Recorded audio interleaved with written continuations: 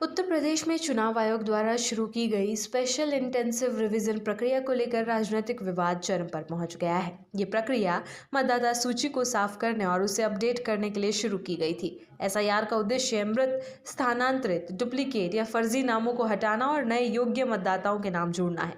ये प्रक्रिया 1 नवंबर 2025 से चल रही है और जनवरी 2026 में ड्राफ्ट रोल जारी होने वाला है। हालांकि अभी तक आधिकारिक डेटा जारी नहीं हुआ है, लेकिन राजनीतिक दल इसे लेकर बयानबाजी कर रहे हैं, जिससे यूपी में सियासी माहौल गर्म हो गया है।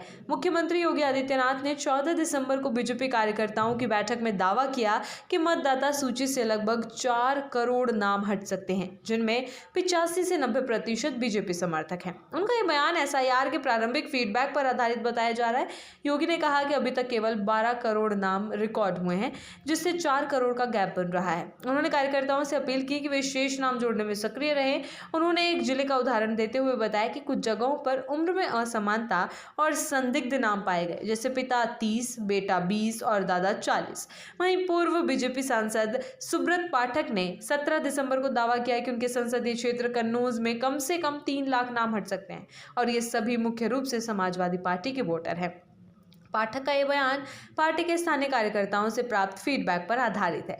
उन्होंने कहा कि यदि एसआईआर पूरी तरह लागू हुआ तो समाजवादी पार्टी 2027 के विधानसभा चुनाव में मुश्किल में पड़ सकती है। कन्नौज एसपी का गढ़ माना जाता है और यहां से अखिलेश यादव सांसद हैं। इस पूरे विवाद ने राजनीतिक हलकों में बहस को जन्म दिया है।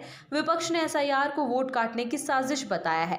एसपी अध्यक्ष अखिलेश यादव ने तंज कसा कि यदि 4 करोड़ नामों में 85% बीजेपी समर्थक है तो इसका मतलब है कि 3.4 करोड़ बीजेपी वोटर फर्जी थे। विपक्ष का कहना है कि बीजेपी अल्पसंख्यक और गरीब वोटरों को निशाना बना रही है। चुनाव आयोग ने एसआईआर प्रक्रिया को पारदर्शी बताया है, लेकिन उन्होंने अभी तक कोई आधिकारिक संख्या जारी नहीं की है। एसआईआर प्रक्रिया के दौरान वोटर सूची को घर घर जाकर जांचा गया और इसमें मृतक, डुप्लीकेट, पलायन कर चुके लोगों के नाम हटाए गए। योगी आदित्यनाथ ने इस प्रक्रिया को राजनीतिक लड़ाई के रूप में पेश किया और कार्यकर्ताओं को बूथ बैटल ग्राउंड के लड़ाके कहा।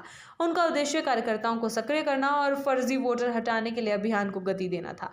राजनीतिक विश्लेषक मानते हैं कि बीजेपी द्वारा एसआईआर को लेकर दावे करने का मकसद विपक्ष पर दबाव बनाना और अपने कार्यकर्ताओं को मोटिवेट करना है। योगी के दावे और सुब्रत पाठक के बयान अलग अलग दृष्टिकोण प्रस्तुत करते हैं। योगी ने यह कहा कि बीजेपी समर्थकों के नाम कम हुए हैं, जबकि पाठक ने एसपी वोटरों के नाम घटने का दावा किया। दोनों ही बयान चुनावी रणनीति का हिस्सा माने जा रहे हैं। पूर्व मुख्यमंत्री और सपा प्रमुख अखिलेश यादव ने कहा कि बीजेपी इस प्रक्रिया के जरिए अल्पसंख्यक और गरीब मतदाताओं को हटा रही है। उन्होंने चुनाव आयोग से जांच की मांग की।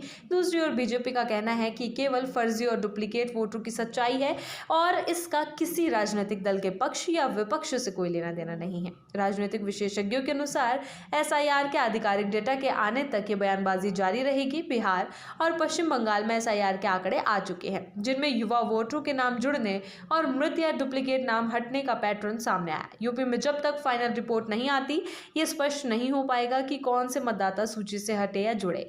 सियासी विश्लेषक ये मानते हैं कि ये प्रक्रिया 2027 विधानसभा चुनावों की तैयारी का भी हिस्सा है।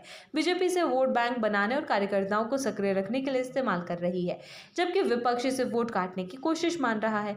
जनवरी 2026 में ड्राफ्ट रूल जारी होने के बाद ही वास्तविक स्थिति सामने आएगी।